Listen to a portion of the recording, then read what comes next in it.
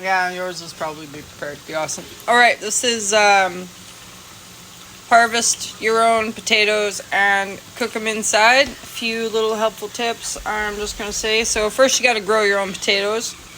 And then I half boiled them until they're just kind of soft on the outside. And then you put some oil in your frying pan. Potatoes are best if they sit. You probably want to let them sit overnight in the fridge so they get cold. Or if you want to cheat at that, I just fill my pot that I boiled them up with full of super cold water. Maybe even some ice cubes if you wanna. And okay, and then once they're cooled, the skin should come off pretty good. And then I just throw some oil in my cast iron pot, about like that much. Not so that the potatoes are covered.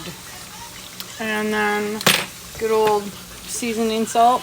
There's only one type of seasoning salt. I used to go no name, but this is really the best. Seasoning salt, some regular pepper, some parsley. Sometimes I switch that up and I'll use sage, or you can use poultry seasoning, or you can use that vegetable McCormick spice is also very good. Really, I find it's all based on laziness. How lazy am I feeling today? Do I feel like pulling all these spices out? This is what they look like. Best fucking potatoes ever when you grow your own potatoes. Best fucking potatoes. So that is Mad Dog Mountain Arts. Also grows our own potatoes and fries them in a cast iron pan. Cast iron's the best. Other pans, my other pans just stick.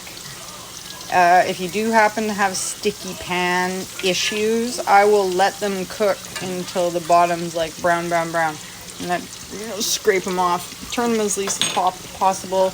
Oh yeah, and turn and spice twice for very good potatoes. And that's it. Check me out on my Etsy site where I don't sell potatoes. It's hot as balls today. It's hot as balls. All right. Thanks for watching potatoes.